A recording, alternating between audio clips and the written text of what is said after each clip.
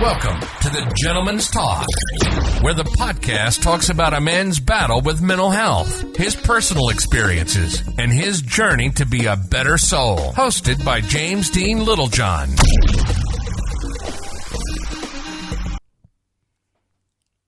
Hi everyone, and welcome back to the Gentleman's Talk. I hope you're okay. I hope that you've done a little bit of reflection over the weekend and started the week positively. I really do. And do you know what? I feel much better today, actually. I was talking on the podcast yesterday of how I felt so depressed. Depressed is such a strong word. I hate using that word. I really do, actually. But it is, I did almost feel like that. It's very relatable. And I don't use that word loosely. I when I say I mean it, I mean it. I was genuinely just in a little bit of a horrible place yesterday. But do you know what? The routine, the maintenance, everything is kicked in. I did my reflection. I did my weekly review on the podcast where I think about my week. And bada bing, bada boom, I went out and I slept like a baby. I felt like I'd got the weight off my shoulders. I'd done the reflection side of things, so that sort of incorporated into today. I woke up more positive because I felt like the weight had been lifted. I felt like it had gone. It's never gone, but I felt like by letting it out, it was almost like my brain kicked in to go, okay, you've spoken about it. You've helped yourself. You've pushed yourself forward. It's almost like your body just, last night slept like an absolute baby. I just went straight to sleep. It was fantastic. And that is the importance of reflection. And everywhere I research, everywhere I look, everywhere you look at mental health or well-being, they all incorporate reflection. And I think that the one thing I've absolutely fundamentally learned in this process, and I've just looked on my Podbean app and it said I've been on this app for 246 days. That was incredible. And in that time since I've been on this Podbean app where I've been, recording my podcasts, I've learned so much about myself, and that is all through reflection. And I genuinely mean, out of everything I've tried, everything that I've dabbled in, if you like, so I've dabbled in a bit of yoga, I've dabbled in meditation, and out of all of the things I talk about, the one thing that is sat as a fundamental every single day I do it, without fail, is reflect. And that has dynamically changed my life because I actually understand a lot more. I reflect on historic problems or historic family, friend problems, whatever, and I review things over again. Could I go back? Have I dealt with that in a sensitive way when it could have been dealt with in a different way? Maybe I've acted hastily. Could I see myself getting back into that friendship or whatever? No, I couldn't. Or yes, I could, and I will try again. And do you know what? That's what I've learned. I think the reflection side of things has given me the ability to understand my thought processes, run through historic problems to understand, actually, I'm not the problem there. That was the right situation, that was the right call at the time in that situation. I made the right judgment call. And I've reflected heavily. And everywhere I look and learn, reflection is at the basics or the basis of everything. And I want to give you a little bit of a snippet, actually, because at the moment I'm learning about, I'm on Yale University, it's in America, and they do an online course. And there'll probably be my friends that are listening to this going, fucking hell, James, what, another course? And yes, it is another course. But I'm loving it. I'm absolutely loving it. And I've taken a little snippet out of it because it's the science of well-being. And it's an absolutely incredible course so far. I mean, I'm only 2 weeks in on a 10-week course. And by weeks, I don't mean I study every single day.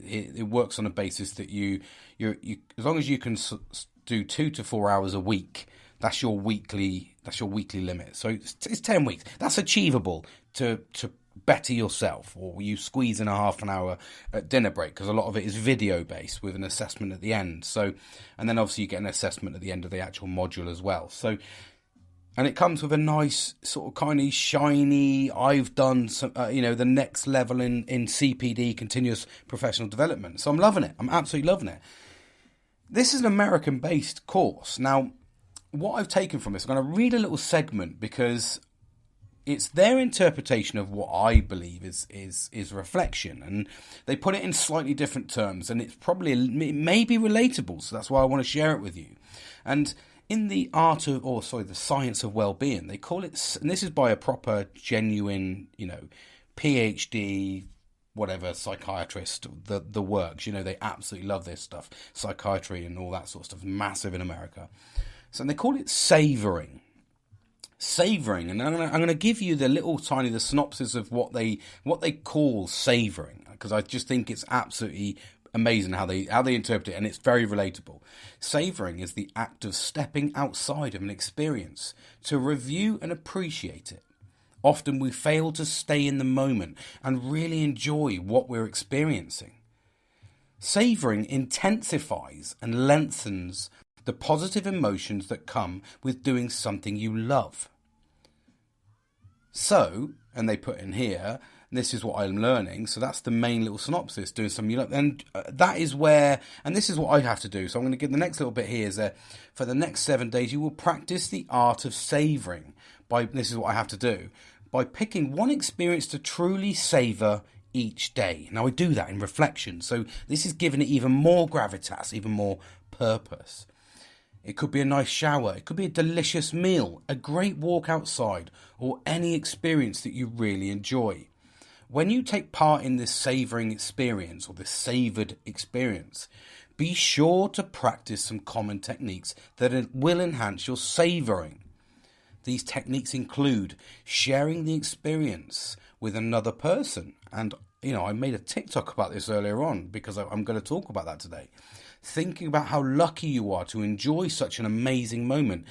That's taking advantage of you're in this moment, enjoy it. There may be someone out there, there will be someone out there that can't enjoy such an experience. Keeping a souvenir or a photo of that activity and making sure you stay in the present moment the entire time. Every night, make note of what you have savoured. You can make a list in a notebook, use a notes app on your phone, or use a calendar, whatever works for you. When you do the right things, write them down at the end of the day. Be sure to take a moment to remember that activity. Now, this is from, like I said, and I'll give them absolute kudos. And what I'll do is, if anybody wants the link, because it's a free course, you can pay for the certificate. I think it's an additional £40 for the very spangly-fangly, embossed certificate that comes to you through your door. Yes, I have got it. But you can do the whole course for free. It's free to do, and I absolutely recommend it. And what I will do is I'll put the link in, and you might be able to enjoy something out of it. Like I said, this is just something that they are offering in their little tiny in their day course, in this 10-week course, and it really gets down into the nitty-gritty of learning and adapting, and this is obviously where I talk about things like savouring experience. I had to read that because I felt this is what I just learned today. This is week 2. And it's very, very, very much on what I try to sort of live by. Although that's a little bit more intense in the sense that you can actually, and this is where I think it's more relatable for some people, because when I get involved in the reflection side of things, I reflect very personally. I reflect on my mood. I reflect on what's affected me in the day, because I don't know, maybe I'm a little bit deeper into the cycle of depression than most people, which is why I really, I felt that this would be good. This is a way of adapting your life so you can get hold of it early, so we don't get into the realms of a full-blown, if you like, mental disorder. We try to avoid those. PTSDs and anxieties, really getting involved in it. Whereas we can crack down on doing these little practices, and that's what this whole journey is about, is learning these practices, listening to these practices and putting them into practice yourself to make your life better, so that we don't get to the point where we're sat contemplating life. That's the most important and most imperative bit. And what I take from this is once a day, and I told you I keep a diary of good events, and I have a little diary that's sat beside me, a little leather bound thing. I bought a very nice one because I wanted to signify something. And I spoke about that in a podcast where it's important to get these memories off. It's important to put them down, pen to paper. Very much an old school thing, but we've got digital papers now. We've got notes that you can take on your phone and carry them around. So this is very much something you can do on a daily basis. You can literally savor an experience and actually review it, and the act of savouring just feels nice because it sounds better, doesn't it? It sounds a little bit it doesn't sound as in detailed as reflection. Oh god, I must reflect. Fuck, I've done a, you sort of savour the moment, and it's what we used to say. Oh, just don't put your, open your eyes, put your fucking phone down, open your eyes and savour the moment, because it's all right. A lot of us now, because mobile phones are they're absolutely everywhere. So everyone feels that they've captured the moment and they'll look at it again. Well, I guarantee that, 9 times out of 10, you will not look again until it comes up as a memory or something on a social media platform. And you're, oh yeah, there you go. And that's a good way of trying to remember. But you know what we used to have that was free, that we didn't even need to worry about, that we've kind of absolutely lost? The memory. That's what we've lost. The memory. So if you capture the memory in a lot of detail and you savour the moment, this is what my parents used to say to me. Savour the moment. Don't try and rush it. Don't try and get from point A to point B so quickly that you can't savour the moment. And I reflect back on the cognitive behaviour therapy that I had. And the woman that was offering me therapy and was taking care of me, she kept saying to me, why are you doing things so quickly, James? Why do you want to see the job finished? And I said, well, I get reward out of seeing it completed. And she said, yeah, but you're not getting any satisfaction out of the process. So you've cut down so much out of that activity for fun that you're done. You move on, and that's why you do things. And you know what? I can hand on heart, I can tell you everything, and this is not a big-headed thing in any way, stretching the imagination, but this is the problem when you don't savour the moment. So I got into wakeboarding, and I wanted to do a backflip, and I did a little bit. I did about 3 or 4 months a year prior, just doing a little bit of practicing, just affording it. My first year, I said I want to do a backflip. It looked fucking cool, and I was like, yeah, I'm going to do that. I did it in 6 weeks, and then I basically went on my wakeboard a handful of times because I felt like that's what I wanted to do. I'd never done it before. I was, in my fucking 30s, so I was like, fucking hell, I'm learning a young man's game, if you like. Not saying I was old, but in terms of wakeboarding. I took up professional photography. I went from never having a camera in my hand to learning professional photography. In 18 months, owned my own business, and went professional photography in weddings. I did 6 weddings, got bored of it because it was the same thing. I didn't want to do it again. I put that fucking down. I do things, and there's a load of other things. Like I said, I built a conservatory in fucking 2 weekends with no instructions that I bought second hand from a guy on fucking eBay. And instead of savouring the moment, it was done on my own in 2 weekends, sealed and ready to go. Do you know what I mean? The garden. Everything I do rushed because I want the accolade of the end. It's almost like when I play games. I'll rush through a game. I'm not interested in the moment of listening to the story and dialogue. I want the achievement. I want to do what it takes to achieve. I want to do whatever it takes to win. That's it. Fucking boom. I don't care about how I get there. The shortest, fastest route. If it means that I have to learn, 6 months worth of something in 3 months, I will do it because I want to succeed. And that was clearly been apparent when I'd done my level 6 degree. That was a 3-year course. At best can be done in 9 months if you can get it, if you've got weekly study. I flicked through the books at best, if I'm going to be brutally honest, and did it in 8 months. And that was with 3 months of waiting in between for it to be verified. So I smashed it right fucking down because that's what I wanted. I wanted to get the accolade of having it. I felt like and obviously I'd learnt and speed read everything on the way. I'd learnt everything along the way, and I got the accolade because the accolade for me was to get my charter status in IOSH.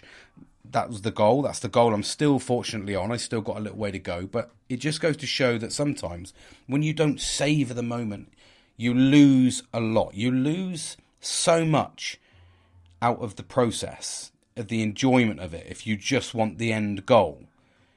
You know, if you just want to get the win and that's it, you're done, that's fine. If you want to get to the best of your ability and you do it, that's fine. If you want to do it for fun, and this is something I'm learning to do, because, and you know, take a prime example, is golf. Absolutely, I'm enjoying the process. I think I could be quite good at it. However, I'm conscious now that I don't want to be practicing all the fucking time, because if I do, and say for instance I get to the point where, you know, I mean, I don't think you can ever master golf, because that's an arrogant way of thinking. I meant, like, if I set myself a goal, because I'm not a professional, I'm fucking late in the game, I'm not by any stretch, I think I could be good at my own standard. What's the standard? I don't know. But what I'm saying is I could enjoy it, but to a level where I wouldn't need to probably stress myself too much, and I'd probably just get bored. That's what I mean. And it's almost the same as, like, you know, if my goal was to get a hole-in-one, I would just do everything I could to try and get that illustrious fucking hole-in-one that nobody really, as rare as rock and all shit, gets. But that's the craziness. That's the way my mind thinks. So I have to slow down, and I've tempered myself now, and I'm kind of trying to understand myself a little bit more.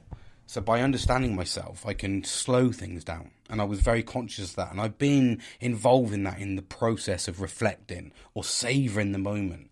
And that's why learning these courses, I know people say all the time that, you know, Christ, you just keep constantly doing courses.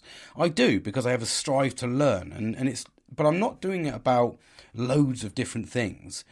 What I am doing it about is, you know, learning about health and safety, and I'm learning about mental health and well-being. They're two things that I really do love. I really do enjoy. So I'm trying to learn on how to better myself. Hence the reason why I'm jibbing to you on a podcast, because I enjoy learning and understanding. And also it gives me the ability to offer, you know, more guidance, more support, and also support myself even more, because I'm constantly learning about myself. And I think that's really important. And it sort of kind of draws me in a little bit, actually, to talking about where I was today. So, you know, like I said yesterday, I wasn't in a very good place yesterday. But, you know, I put it down to a bit of hangover, a bit tired. But I did the reflection. I did my podcast. I felt good afterwards. I felt relieved. Went to sleep, had a good sleep, started the day fresh, absolutely fresh. To be greeted by a phone call, actually, by one of my friends, the lad Luke that I sold the motorbike to. And I told you about how he failed and then passed his Mod 1 after failing the first time round. Really, really elated. Absolutely chuffed that he did his Mod 1. Anyway, I get a phone call today and I missed it because I was on a meeting, so I couldn't answer it. So I waited to ring him back, and so I'll ring him back in a minute. And then instantly this message come through saying, oh my God, I've passed, yay, and just fucking massive smiles on this text message. And I tried to I put the phone on mute to try and call him back, because my meeting on mute to try and call him back, because I wanted to feel that elation. I felt it through his text message, and I knew the journey he'd been on. I knew what he'd been trying to achieve. I knew what the goal was. The goal was to try and get more time to spend with his dad on his motorbike. So there was a whole journey that I'd gone along, you know, with him. And like I said, we've only spoken a few times over the last 3 months, but I already feel like I'm there in his journey. And I felt amazing when he told me he'd passed, and, you know, almost felt like I was one of the first ones he'd called, which was a really good feeling. I tried to ring him back, and I said to him, he must be on the back wheel, or the bike's in a, I shouldn't say, at the ditch, because she's a bit hairy. So I did say to him, take it easy. And it sort of brought me on to this feeling, you know, I had that just before dinner, and then I went for dinner, and I was like, okay, let's go out for a walk, and I do my reflection. So I was just sort of slow down. As I step out the door, I tend to think about something that just grabs my mind. So I'm like, boom. And it grabbed my mind. I was like, oh, fucking hell, Luke's passed is Mod 2 today, I think it's his Mod 2. They do it differently to how I did it years ago. I'm an old crony in that sense. And I was like, oh yeah, that's fucking amazing. And then I instantly reflected on how I felt. So I instantly reflected on how good I felt that he told me. And I was like, that brings me on to sort of like, I was like, how good is it that not only, we share these problems and we're trying to get men to talk a bit more, we're trying to get men to be open and honest, not grow it to the world, shout from the rooftops, not sit on a microphone and say, by the way, I'm fucking dying, or I'm fucking ill, I'm hanging out my ass, whatever. I don't want people to shout it from the rooftops. It's not about attention. This is about doing it properly. And this is about nurturing the right people around you. This is about looking after yourself. And we all talk about, I talk about all the time, is sharing these problems. And I cast my mind back to, 10 minutes ago when I said to you last night I slept like a baby, because, I'd absolutely felt amazing by talking and being open and honest and getting the problems that I'd felt in a podcast. Some of it was a bit encrypted. I appreciate that, because some of it's a delicate subject for me. But I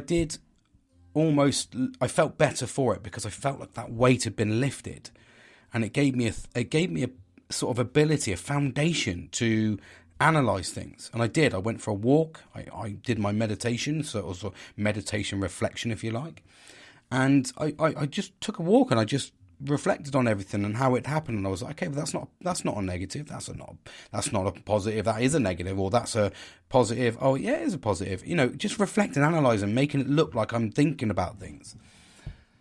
And it sort of brought me on to today, the way I felt when I've been told the good news. And like I said, a problem shared is a problem halved. It's an old saying, and it really does help. But we have to be conscious that we're not just constantly spreading negative news. We're not constantly bashing the negative drum of life. And it's okay sharing your problems. And I've spoke before about sharing with your friends. You have to be careful that you're not going to be this repetitive person that has problems but never deals with the problem. You can't be that person. You have to acknowledge, speak out, take advice, and move on and deal with it, and work as a team to rebuild yourself.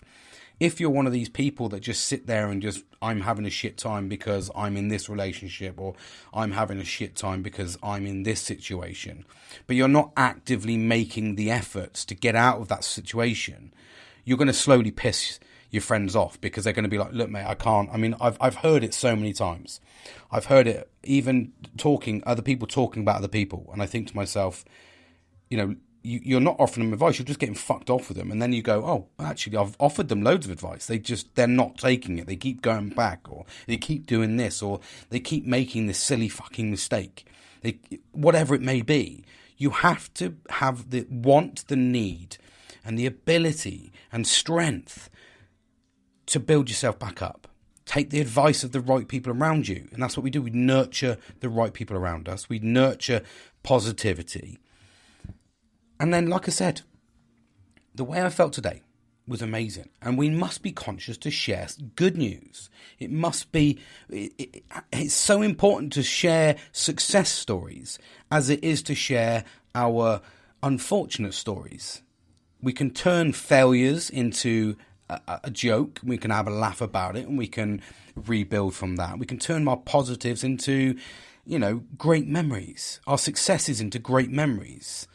These are really important stories to share. And the reason I felt so good was because he chose to share something in his life that was positive with me. And I'm very much like that. That's why all the time, if I do something and I put my heart and soul into something, I always show my friends. Because, yes, I do want the positive reinforcement. Of course we do. We're human beings. We like to know that we've done good, as they say. But I also do it because I'm proud. And I want the people closest to me to say well done. That's why I have them in my group. If the people closest to me don't appreciate what I've done for them, or what I've done in general, they're not... You're not going to get the same results as what you really want. You have to nurture the right people around you. And that's why when I post a picture, say I've done something in my garden, or I've done, I've grown my grass. I mean, my grass is okay. I could have bought the grass fucking 4 or 5 times over, or laid artificial grass and never had a problem if I'd have just done that to start with. But the principle of the matter is I wanted my own grass to be perfect from the ground up, done by me. I absolutely do. But I share that with my friends. Now, I don't share I don't share when I do a good design job in my kitchen or whatever. I don't share that because, I'm big-headed. I don't look at the arrogant side of things. I share it because I'm like, I've done this, mate, and I think it's a really good fucking job. I'd love to have your, your sort of view on it. Do you think it's okay? Do you think I've done something wrong?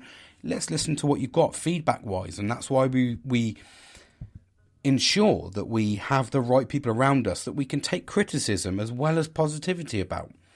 And that's really important. And to share success stories means so much. And it's more important, I think, now than ever, and this is why I reflected quite heavily on it today, is because obviously we're in a world full of war, hate, aggression. And generally, if you look at any social media, you look at a lot of places, you look at media in general, it's an overall negative place, isn't it?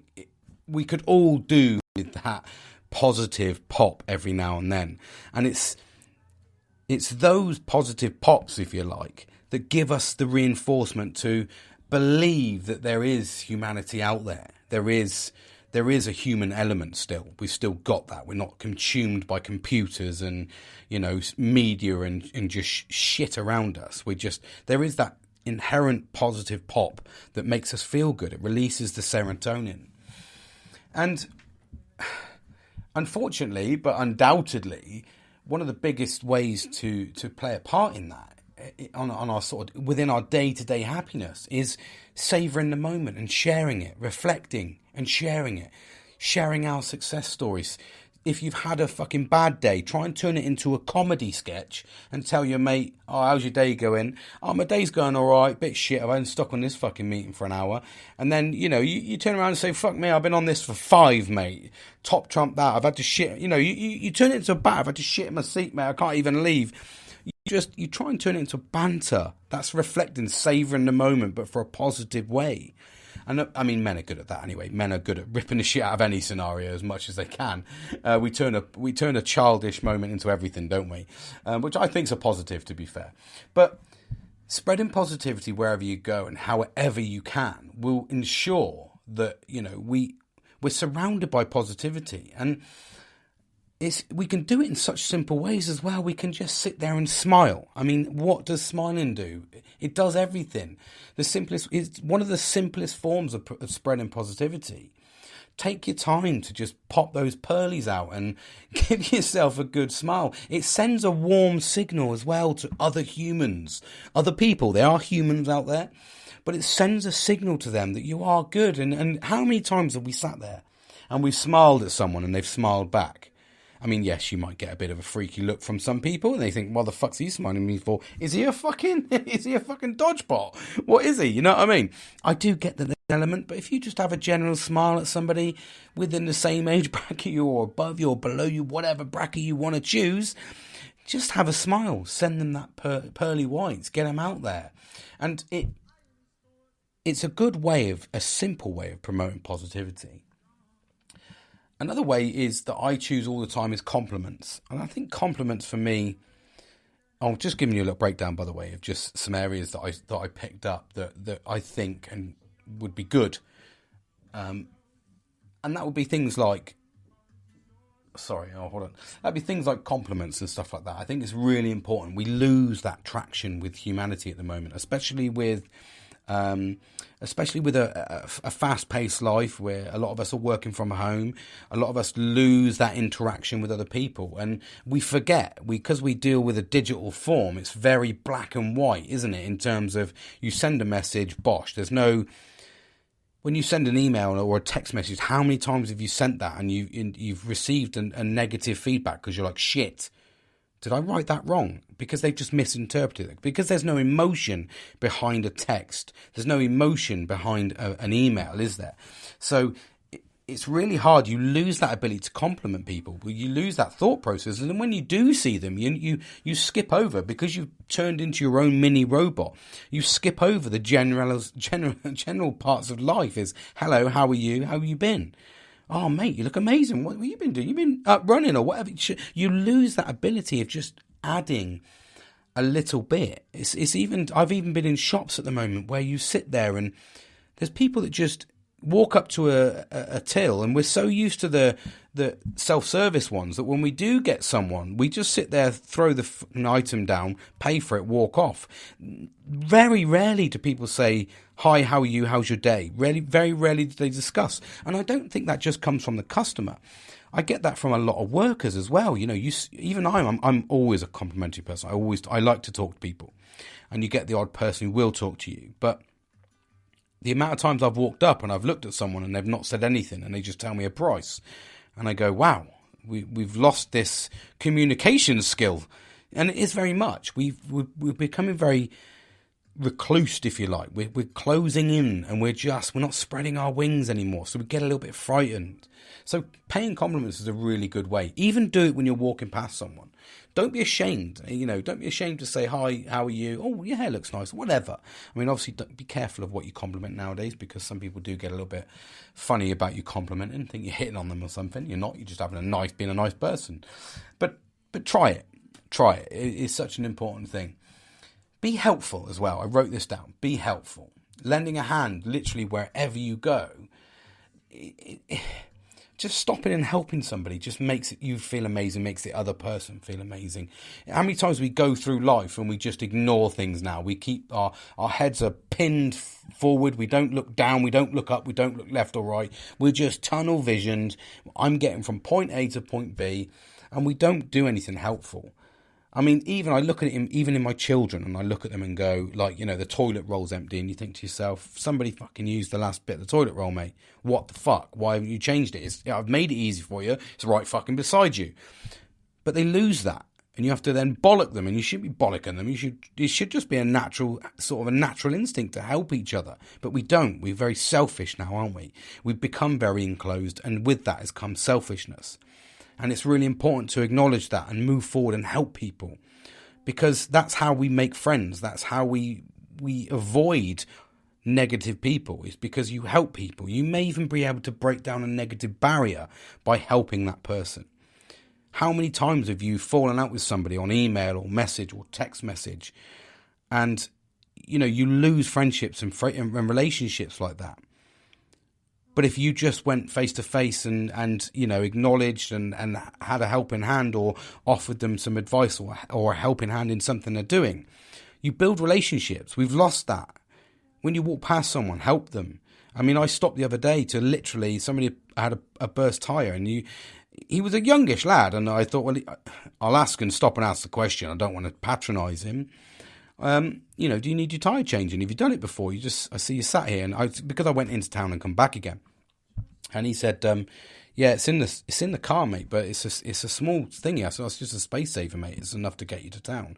He goes, I don't know what I'm doing, so I helped him. I literally just changed the tyre for him, and he stood there. Okay. He expected it, I think. He was just sort of, there was a kind of thanks, mate, but it was I don't know what you expect from them. It's a generational thing. But I helped him. I felt amazing for it.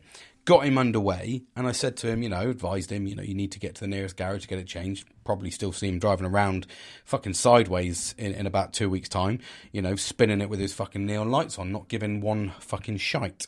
But I've done my bit. I felt good. I built myself up. And another one which I thought was, I wrote this down, but I didn't really it contradicts a little bit, but it's not. I do talk about this, and that's keeping the negativity to yourself. Now, there's different spectrums of negativity, isn't there? Negativity could be, you could perceive negativity as being something that's happened in your life. Your mental health might be a negativity. What I mean by keep negativity yourself are little things that you're not changing, or little things that you're constantly going through. I've got a few friends of mine that I've lost friendships with purely because they are so negative all the time. And I try to offer advice. I try to offer help. I bring them into my world, and it still results in negativity, and normally towards me.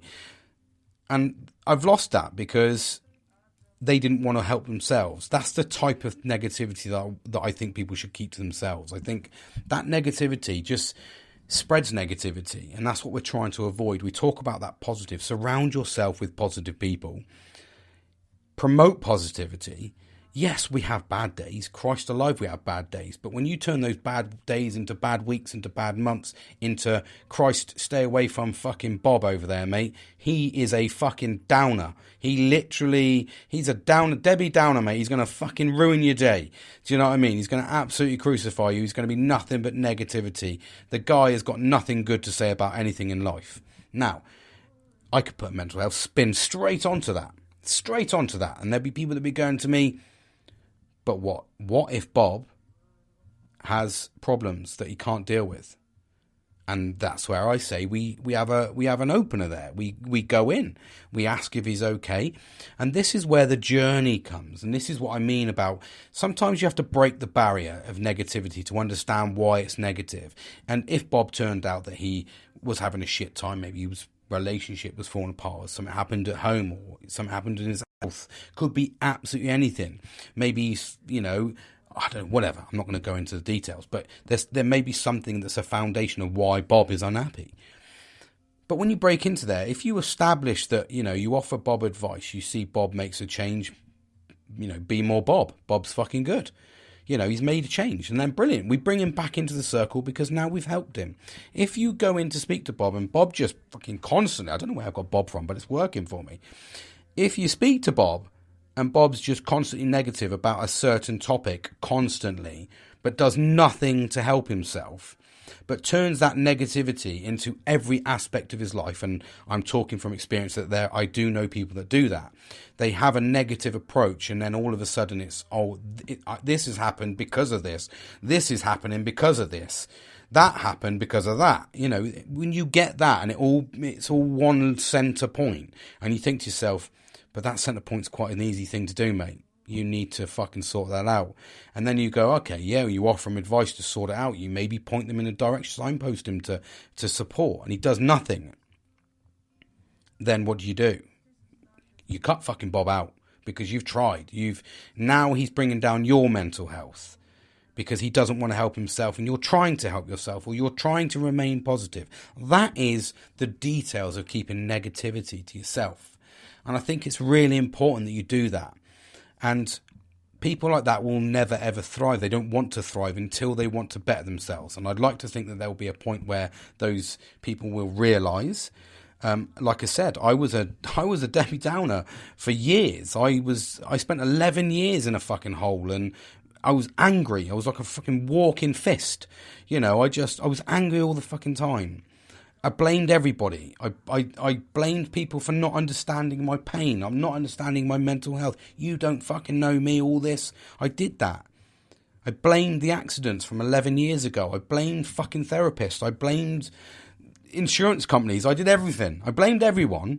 But do you know who I didn't fucking blame? Myself. And the day that I blamed myself, 246 fucking days ago, and I said, this is fucking you, mate. You need to sort this fucking shit out. Only you can make this change. If you want to be a better person, you have to sort yourself out. And I did. What makes you float? What ticks your boat? You know, what makes you tick? Floats your boat. What ticks you along? What makes you tick? What floats your boat? God almighty, today, what a day. That's the one I'm looking for. What floats your boat? And I found that. And I found that in podcasts. I found that in talking to people. I'm on a generational mental health and well-being generation speak next week, and on Monday I'm speaking to a load of people about the challenges that are being faced with, you know, dads and going into work and still having to be a family husband, you know, a husband or a father or a son or a brother, you know. And we're talking about the mental health impact of work and how they can help out. So it's coming to I mean, I've got loads of experience on that. And I've got loads of experience from a male perspective on how we bury our head in the sand to try and constantly get past these through work. But that's one of the main things I've learned from this. I didn't blame myself because there's no blame culture in this, but I was a big part of this. Until I'm willing to make myself, it's almost like I put myself into these situations, you know, living away for 7 years. We didn't have to make that choice. You could have said to yourself 7 years ago, you know, be a fucking man, you know, and quit your fucking job and go and find a job close to home. I could have said that. The problem was I was happy. And because I couldn't find happiness in anywhere else, work was my happiness. Because I knew it like the back of my hand. Excuse me, I'll take a sip of drink. Because I knew it like the back of my hand, so it was predictable for me. It was controllable. I couldn't control my family. I couldn't control, my emotions, but I could control work. And that's what we try and find. When you lose control, which ultimately men do, you try to find something you can control, so at least you control something. When you lose control of your family, you lose control of your friendships, you lose control of yourself, which I did. The one thing that I did was I turned to work because I knew that was a 110% controllable aspect of my life. I knew what time I had to be in. I knew what time my structured dinner breaks were, and I knew what time I had to go home. I knew that when I was in work, I could give 110%. I could thrive. I could run the fucking place on my own, and that's not in an arrogant manner. I could. And everything I did to the best of my ability, and I was never questioned. So I had that under control. I could control that. So even though, whilst I was in work, the outside was a fucking barren landscape of fire and lava, that was my life. The one thing I could control was work. I couldn't control sleep. I couldn't control when I cried. I couldn't control how I felt. I couldn't control anger. I couldn't control sadness. I couldn't control my relationship. I couldn't control fucking being a dad. I blamed my parents. I blamed my brother. I did all of those things. But when I was in work, I had people that I could care for, that listened to me, because I knew the job like the back of my hand. I could never be questioned. I was very good at my job. So I knew I was a role model, and that's what I thrived on. And I knew that whatever question came to me, I could answer it. So the whole aspect of my life was out of control, apart from this one little piece. And with that little piece came a family, the family that I could control, 8 till 5. I could treat them like they were my siblings. I could look after them. I could make sure they were safe. I could promote them, push them where I needed to. I could nurture them where I needed to. I had complete control over that. But people don't understand, why do men do that? And I genuinely, wholeheartedly believe that men control the aspect of work because it's something they can control. It's something that they pull the levers on. If they want to walk out the door, they can walk out the door. If they want to stay there 24 hours, they can stay there 24 hours, especially when you get to management level like I did. You make the decisions. So I could control that aspect of my life. Then when you lose control outside, the downside is when you start gaining control back, you start losing the faith in the company. You start looking at the cracks and saying, well, I've put a lot into this, I'm not being treated right. And you divert your problems. But ultimately, that's why I buried my head in the sand. And it's not until I sat there 246 days ago and said, James, you're the fucking problem, mate. You are the problem. You need to sort yourself out. Only you can get your carcass off the sofa and go for a walk. Only you can implement these things that need to change. That is looking at your friendship group, removing the negativity. That's looking at your lifestyle, changing the way you eat, the way you talk, the way you walk, the way you drink. Don't drink so much. These are all things that you can start to grasp hold of. Meditation, cold water therapy. I talk about it. I do it all the time. I do it now subconsciously. I reflect 3 times to 4 times a day subconsciously.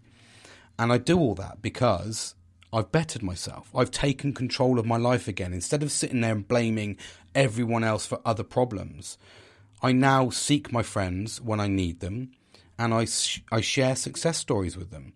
I talk to them on a daily basis, but I make the effort to. It might just be a hello. How are you? Have a good day, and hear nothing back. Or I might just say that and then put it to bed because I feel like I've made the effort to say hello, I'm here, just to let them know that I'm here.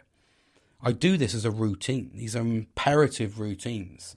And that's when I just enjoy the whole process of this and getting to grasp of it. But if you're not going to make that change, if you're not going to start savoring the moment and changing your outlook, removing the negativity and promoting positivity, if you're not going to do that, you're not going to succeed. You're not going to get to your goal.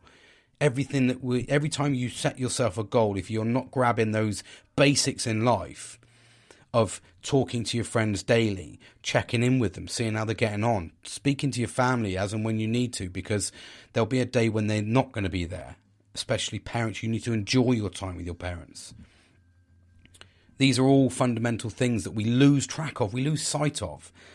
And when they are gone, you need to inherently be able to say, I've had the best time with them ever and I've got a very good memory. Or, create those memories so that one day at the end, when you're retired, you've got memories to talk about and you re-engage with these people. Do you remember when I did this? I've got so many of those that if I bumped into a plethora of my friends at any point later on in my life, I would have an occasion that was good to talk about them with. And that's the important part. Maybe people will come, maybe people will go. But create the memories while you can. Absolutely grab the memories while you can. Look after the people that are around you and reflect. Savour the moment. This is what this is about. Savour the moment. Because when you savour the moment, it just adds gravitas to the whole scenario. And it embeds the memory into your brain in a more secure way. It just grabs it, holds it in. So instead of looking for a Facebook memory or looking for an Instagram memory or whatever, instead, when you're sat there and you're reflecting and you're going on your private walks, or you're in your older generation when you're retired and you're walking everywhere and trying to enjoy nature, trying to enjoy the later part of your life, dip into those memories. Don't look at your phone and wait for someone to tell you that that's your memory. You haven't savoured the moment enough. And there's one point that I'm going to leave with that I know that this happened for me, was I went to Tenacious D to see Tenacious D with my best friend, and there was a particular song, which we all know the song, and we were singing it, but I was videoing it, and I was more concentrating on the video and trying to capture the moment than I was of enjoying the moment, and I didn't savour it enough. And although I can recall the memory now because I have relived it, I've relived it through video and tried to capture it as much as I can. I tried to hold that memory because I didn't want to lose it. But what I mean by savouring it is enhancing the smell of the environment, taking in all the details of what happened. And once you savour those moments, they become a proper memory, something that you can just turn to and go, do you remember when we did this? Fuck, that was amazing. And that is why we need to nurture the positivity around us, because you need people to be able to grab hold of you. You need people to be able to recommend these events to take you on memories. Don't rely on someone to do it all the time. Make the effort yourself as well. Set things up, because otherwise 6 months goes by, 6 years goes by, and you've lost all of those chances to have memories. And when you do have them, just dip into those memories and go, this is why I need to continue to do it, because those memories mean a lot to me. And that is absolutely what I'm going to leave you with. That is an absolute food for thought there. Savour the moment. So thanks very much for listening, and I look forward to talking to you again soon. And like, comment, share all the good stuff. Pass it around. If there's anyone out there that needs something, it's a little bit of help, support, something I may be able to help with, ping me a message and ask away. And I'll see what I can do to research, learn, and try and help you. Maybe I've got an experience myself that I can help you. So have a good time. Speak soon, and take care of yourself.